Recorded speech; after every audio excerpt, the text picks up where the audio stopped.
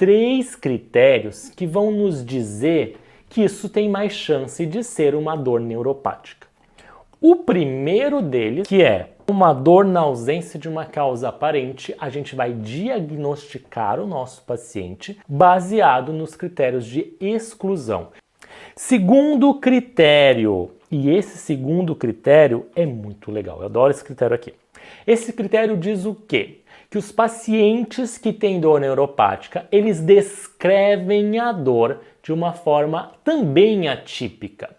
É aquela dor que ela é descrita, né, a sua qualidade, a sua característica, ela é descrita como queimação.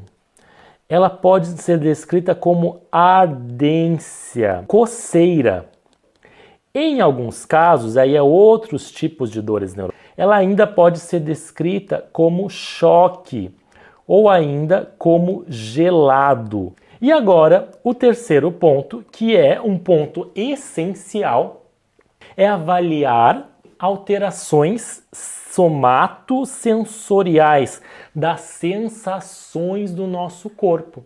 Sabe, eu estou sentindo muito calor, mas às vezes eu sinto frio, às vezes eu sinto dor, às vezes eu sinto pressão, às vezes eu sinto tato, encostar. Isso são sensações.